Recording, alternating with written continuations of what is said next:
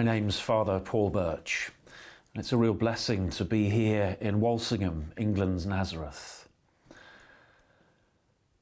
There aren't many things more human than to experience temptation. The desire to do something we know we shouldn't begins at a very early age.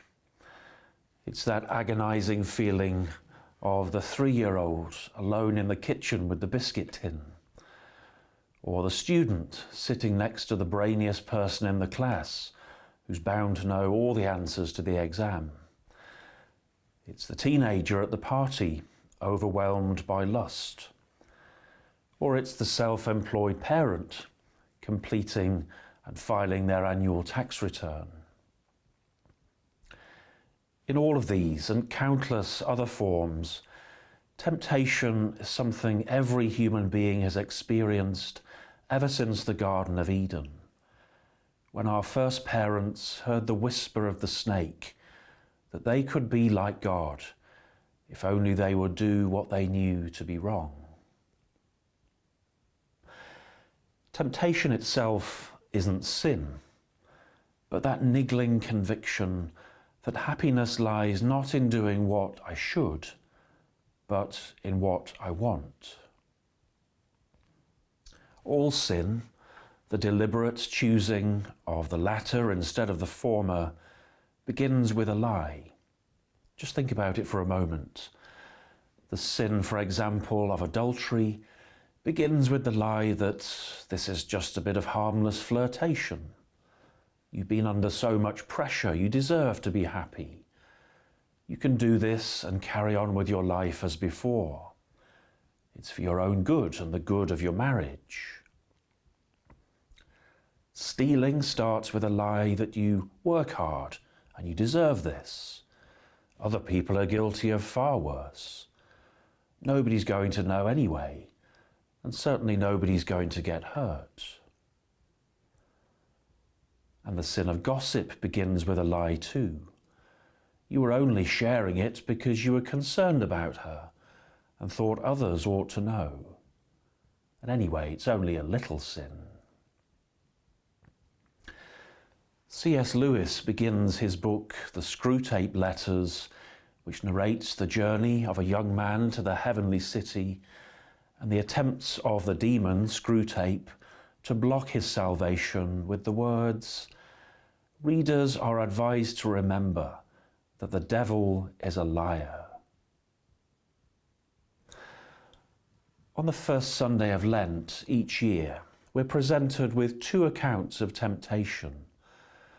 The temptation of Adam and Eve in the Garden of Eden, in the book of Genesis, and the temptation of Christ in the wilderness, this year from St. Matthew's Gospel.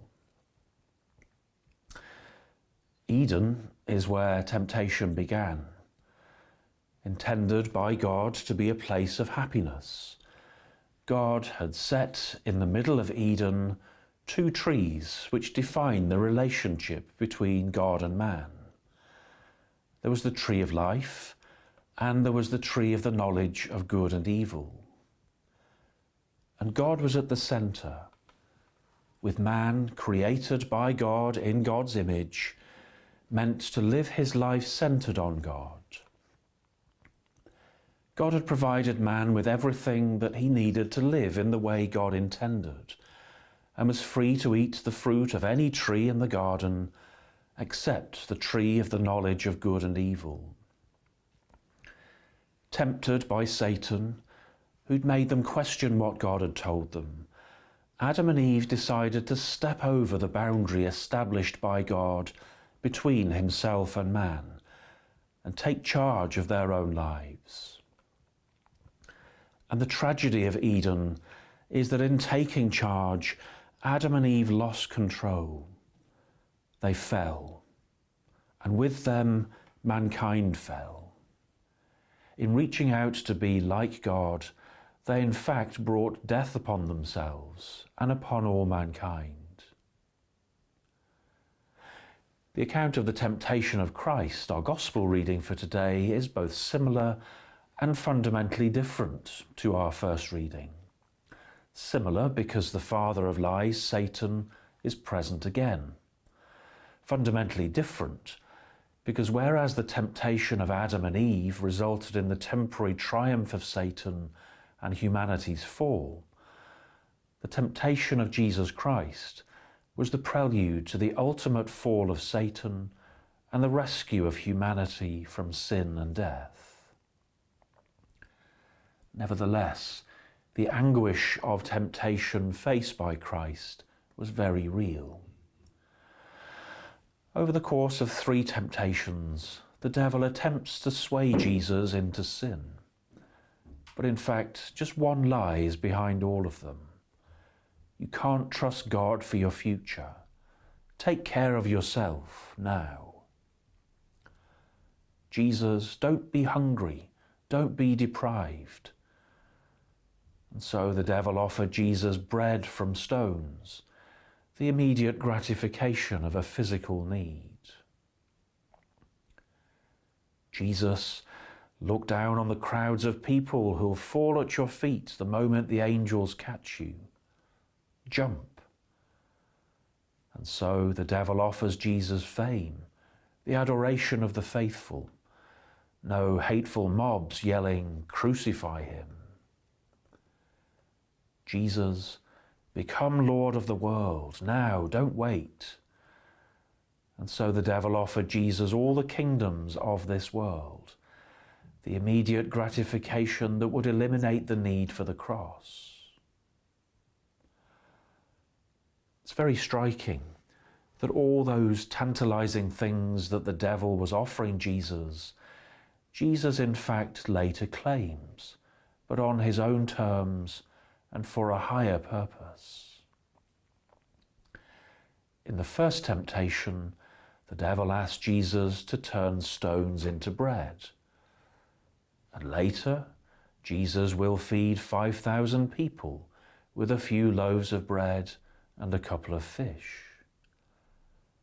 He was willing to feed the hungry crowds later, so why not feed his hunger now? How easy it would be for Jesus to turn just one stone into a loaf of bread. We know, and the devil knows, that he has the power to do it. He's the Son of God after all. Jesus was willing to perform spectacular miracles later in his ministry, so why not now? But Jesus resists. He refuses to use his power simply for his own sake. He'll use it later for healing, for feeding, and for ministering to others, but not to avoid suffering. The second temptation, to throw himself off the pinnacle of the temple and to let the angels catch him and save him from certain death. How much different would that miracle be than rising from the dead later? Both are sure to cause people to follow him. But once again, Jesus resists the devil. His trust in God is sure. He doesn't need to test God's love for him by putting his life in danger.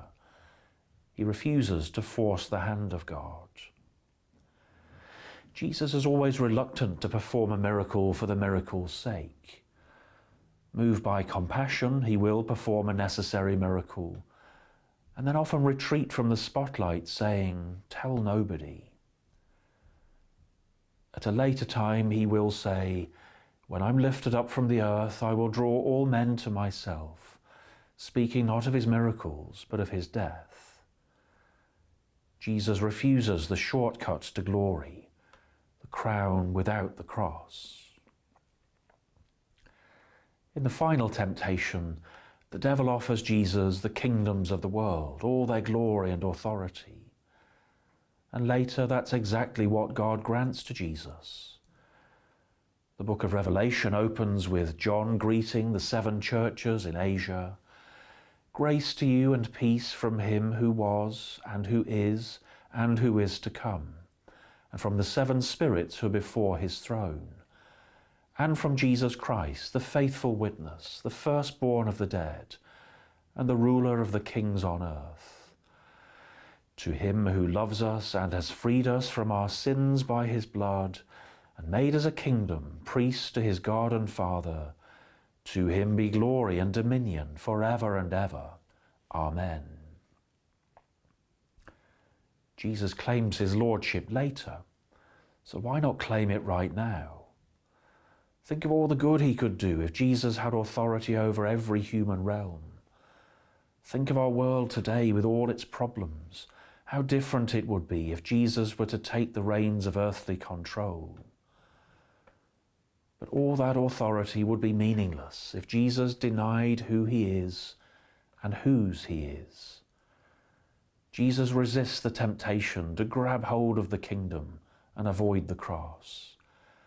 His allegiance is to God alone and his plan of redemption. We'll now take a short pause. Please join us again in a few moments as we continue our Lenten reflection.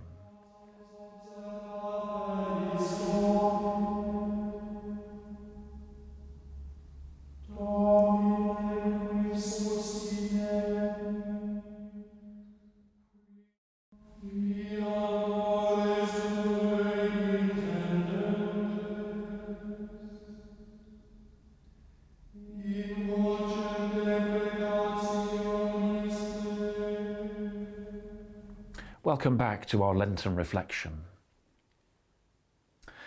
What's also very striking about the devil's temptations of Jesus is their plausibility. They remind me in a way of a party game that's really good for getting to know people and also seeing how good somebody is at lying. It's called Two Truths and a Lie. Everyone sits or stands in a circle, and then one by one, each person in the circle says 3 statements about themselves. 2 of those statements have to be facts or truths, and 1 has to be a lie. The other members then have to try to guess which of the 3 statements is the lie. It's a game based on the premise that a good lie has to be believable. A lie that's too far-fetched will clearly sound fake. So try to think of lies that are similar to truths, or make them sound as plausible sounding as possible. Food for a starving man, power to change the world for good, and security from danger are all good things in themselves. The devil's temptations of Jesus are very sly and plausible. But unlike Adam and Eve in the Garden of Eden, Jesus is undaunted by the devil's insinuations. Despite tremendous temptation, Jesus rejected the devil's lie that his vocation could be fulfilled by choosing his own path and pushing aside the path his Father had chosen for him. Jesus knows that while following these devil's temptations might lead to a good life, these are not the highest possibilities for fulfilling his God-given vocation. They're the devil's attempts to pull him away from that vocation. Putting aside these seductive temptations, Jesus is able to say, there is a more faithful way of living, the way of obedient surrender to God's way.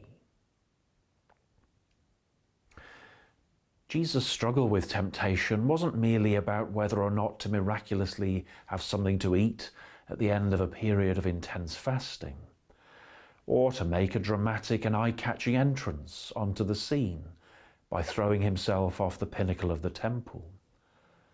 His temptation was to go it alone, to fall back completely on his own resources, to be self-sufficient instead of wholly dependent on God.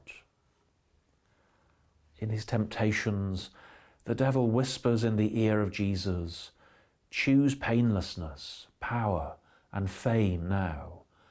Don't wait for God to look after your future. Take care of yourself now. Essentially, the temptation for Jesus is to take the future into his own hands, to forsake God the Father. The temptation of Eden all over again. But the devil's efforts offered Jesus the threefold opportunity to declare his absolute allegiance to his Father.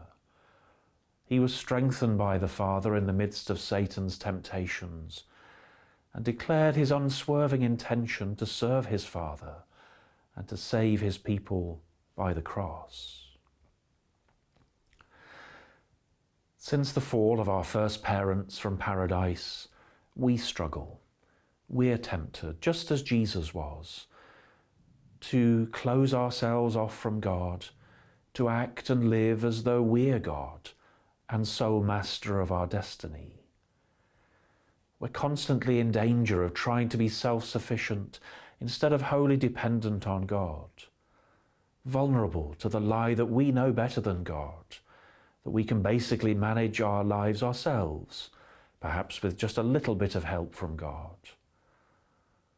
As we're constantly making decisions in our lives, the same fundamental temptation of Eden confronts us, to cross the boundary established by God and exercise freedom without limits. My way or God's way, my will or God's will, God at the centre or me at the centre. The devil sneaks up on us and works hard to live up to his reputation as the father of lies. Just as with Jesus in the wilderness, the devil doesn't present us with temptations in a crude way, because he knows too well that we'd sniff out his lies and reject them. Instead, he presents us with lies approaching truth, thoughts which appear godly and spiritual, but which little by little try to take us away from our relationship with God and our identity as sons and daughters of God, so that ultimately the choice we're faced with is not between good and evil, but between life and death. Again, just as with Jesus, Satan tries hard to seduce us during the high points in our life. After his baptism by John, a hugely significant moment inaugurating his messianic mission, Jesus was led up by the Spirit into the wilderness. This was to be a time of intense communion with the Father, of listening to God the Father's will for his life before his public ministry began. But the devil tried to use what God intended as a blessing for evil. In the same way, the devil sneaks up on us and hides behind things God sends into our lives as a blessing, attempting to use them to lure us away from God. When we embrace the desert of Lent each year, it's this danger and vulnerability that we're really being asked to face up to and confront. Lent isn't really about trying to be better or more moral or more holy, but about learning to be more dependent on God. It's a time for us to be driven out into the wilderness, to fast and pray and wrestle with the question of who we are and whose we are. We hope, with God's grace, at the end of Lent, to emerge more confident in our identity as God's beloved children, and better equipped to live out the life God has in store for us. Being dependent on God means acknowledging that the world doesn't revolve around us and our wants and needs and desires. It means acknowledging that we're fallible human beings who've inherited the wound of original sin that's passed down to all of us from the fall of Adam and Eve, so that falling short and sinning characterize our lives. It means acknowledging that we need God to save us from ourselves, to restore us to being in perfect relationship with Him.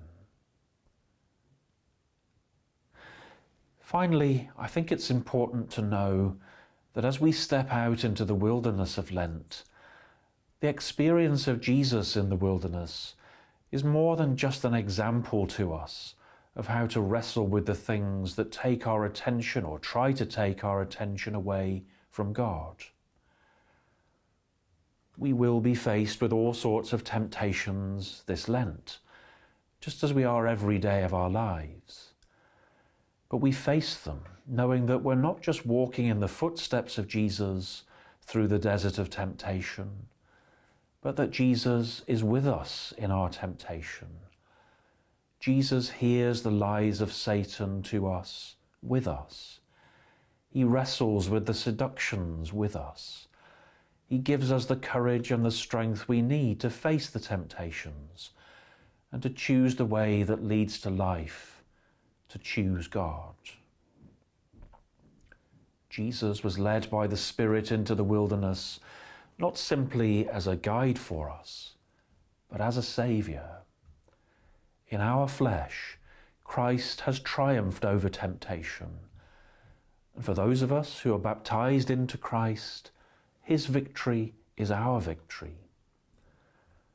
The first Adam reached out to be like God, and he received death.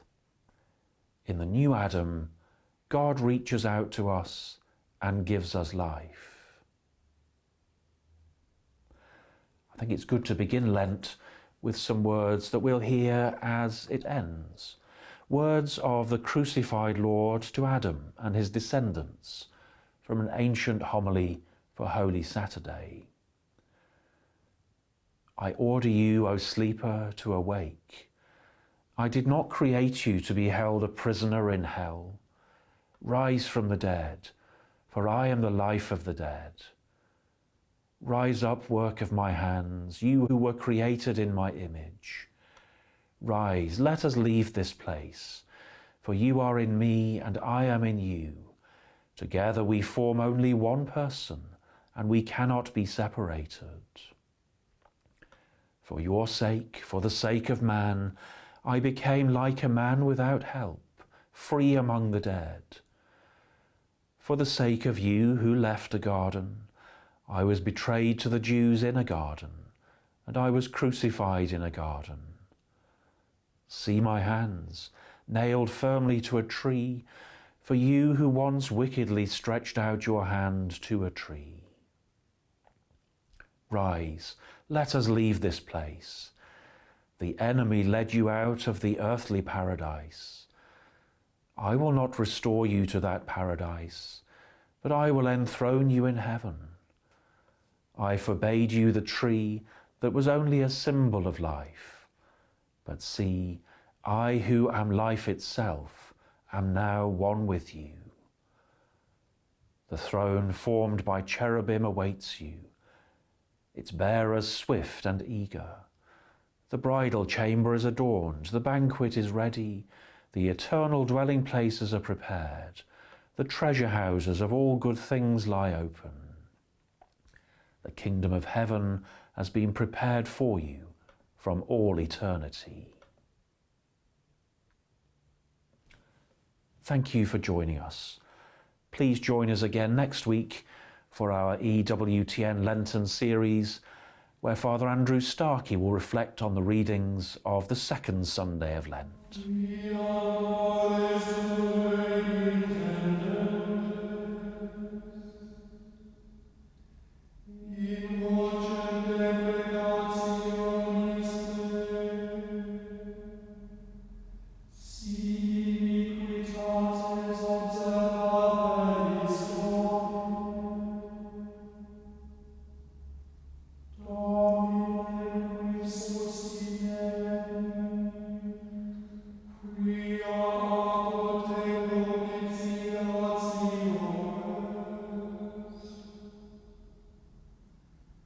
Et